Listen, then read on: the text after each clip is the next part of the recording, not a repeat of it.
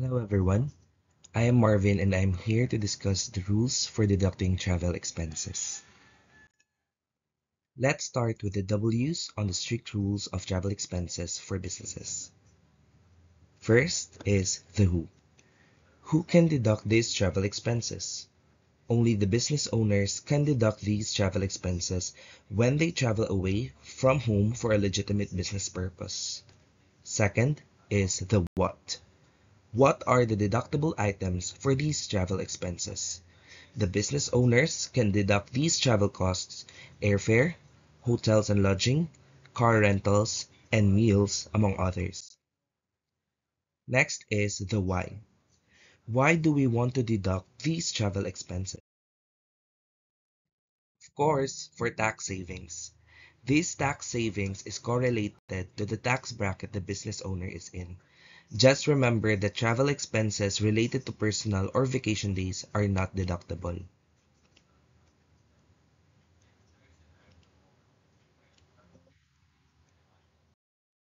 Next is the when. When do clients need to do this? Clients need to track their travel expenses throughout the year. These will be reported at the time of tax return preparation. Next, the where. Travels to where can these expenses be deductible? Yes, that is anywhere. May it be domestic or international travel. In this video, we will be discussing the rules related to domestic travel.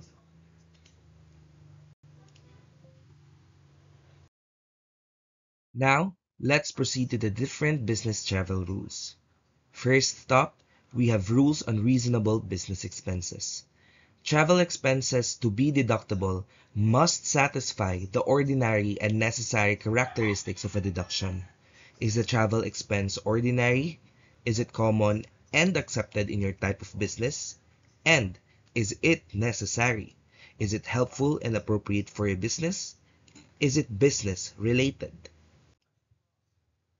Next, we have for only and time tests. These tests are applicable to those travel periods where business travel is coincided with personal or vacation travel. The question in for only test that we should keep in mind is, would I still go on the trip if there were no personal elements involved? For the travel expenses to be deductible, the trip is primarily for business and the personal elements are only set at minimal. Under the time test, majority of your travel days must be business days for the travel expenses to be deductible.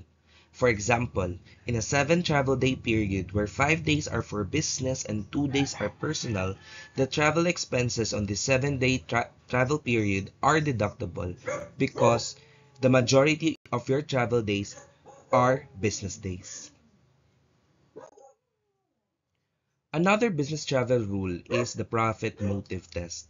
The question here is, will the trip contribute to business profits, whether it is for immediate profit or future profit, as long as there is legitimate business reason on these travel expenses, those travel expenses will be deductible. Lastly, for these rules, the client should maintain good records, save receipts, invoices, and proof of payments. Remember, the bank or credit card statements are not enough documentation for travel expenses. Always ask for a receipt showing the name of the vendor, your name, business address, and other important details. Now, here are the big three travel expenses. First, transportation expenses. These are the costs of airline, ship, car rentals within the US. Of course, there are different rules for traveling outside the US that I will discuss on the next video. Second, living expenses. These are the costs for lodging and meals during business days. Third, business-related expenses. These are the costs for business activities that are deductible even on personal days. Let's move to transportation expenses. Transportation expenses are the costs to and from. This includes your airfare, train, bus, or taxi fares, ride shares, personal vehicle mileage, rental car costs. Just remember that this should be for business purposes. All the costs in between are not transportation expenses but called living expenses. The client should note that travel within the US is all or nothing when it comes to deductions. This means that the time test is used for this all or nothing rule. If most of your trip days are for business, you get the full transportation expense. If most of your days are personal, none of the transportation cost is deductible. This is a good visual representation of the all or nothing rule for transportation. If majority of days spent are for business, transportation costs are 100% deductible. If majority of days spent are for personal, transportation costs are 0% deductible. Next, we have living expenses.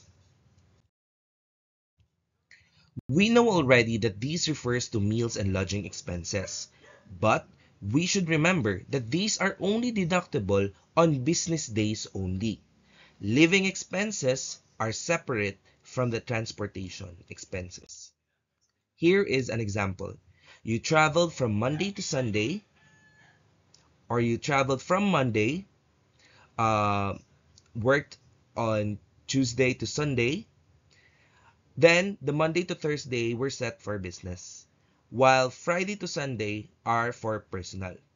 The living expenses, your meals and lodging from Monday to Thursday are deductible since these are your business days in your travel period. On the other hand, the living expenses from Friday to Sunday are non-deductible since these are your personal days in your travel period. The IRS also provides 6 ways to identify if your travel day qualifies as a legitimate business deduction. Let's look into this one by one. First, your work should be more than 4 hours per day. For example, 6 hours drafting proposal counts before a big meeting. Second, your presence is a requirement. You must be somewhere for a bona fide business purpose. For example, you were called to lawyer's office in LA for important contract sign-off. Next, travel day is a business day. The day you fly to and from are considered business days. Next, weekend loophole. The rule is weekend or holiday sandwiched between 2 business days when returning home isn't practical. Here, we can use the sandwich rule that will be discussed later. Tried to work day. The day when you couldn't work due to events beyond your control are considered business days. For example, delayed meeting after colleague's accident is still a business day. Lastly, savings-driven day. An extra day to stay is justified by net travel savings. For example, if you can save $750 airfare, if you spend $350 for another day of hotel stay, then that extra day is a deductible day. Now let's proceed to the weekend sandwich rule. Generally, if there are personal days in between, the living expenses on these personal days are not deductible. In this slide, you have personal days in between your travel period, specifically on Wednesday and Thursday. The living expenses on these days, since these are personal days, are not deductible. For weekend sandwich rule to apply, the personal days are set on the weekend, your Saturday and Sunday. Let's look into the red box. You flew Wednesday, worked on Thursday and Friday, personal days on Saturday and Sunday, then worked again on Monday, and flew back on Tuesday. Generally, personal days are not deductible. However, in the weekend sandwich rule, your living expenses on Saturday and Sunday are deductible if you have legitimate business reason to work on Monday.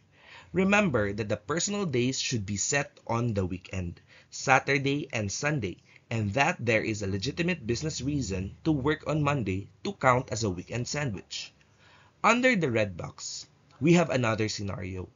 You fly out Friday, personal days Saturday and Sunday, work on Monday, then fly back in on Tuesday. Now this is more a gamble since a legitimate business reason must be identified to classify your flight out day, which is Friday, as a business day. The IRS may ask, why is it necessary to fly out on a Friday than on Sunday?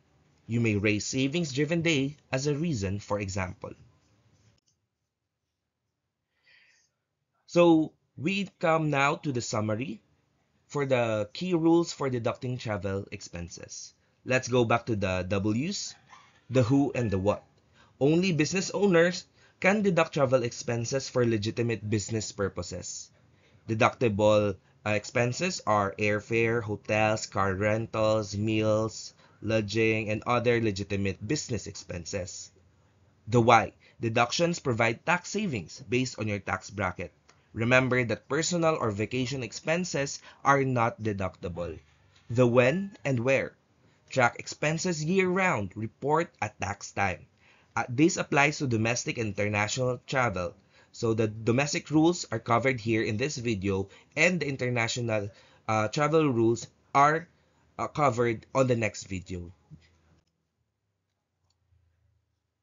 Deductible criteria. Expenses must be ordinary and necessary. What do we mean by ordinary? It must be common in your business. What do you mean by necessary? It must be helpful and appropriate for your business. Next, the for only test. The trip must be primarily for business. The time test. Majority of the travel days must be business days. The profit motive test. Trip must contribute to business profits. We must also consider the record keeping of these travel expenses. The client must save the receipts, invoices, and proof of payment. If you need to scan it, then scan it. Credit card statements or bank statements are not enough. The big three travel expenses are transportation, living expenses, and business-related expenses. The transportation expenses are the to or from destination, which includes the all or nothing rule. Next is the living expenses, lodging and meals, which are deductible only on business days generally.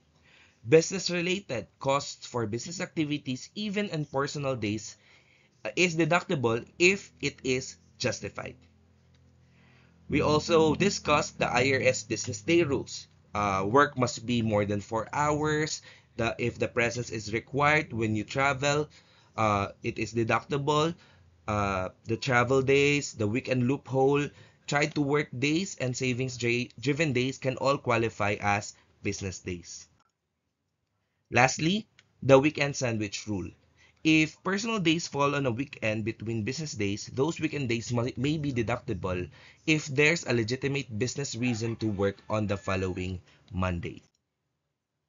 The next topic on my next video includes the tax case study related to this topic, the rules on the business travel outside the US, and the common misconception on family members as BODs.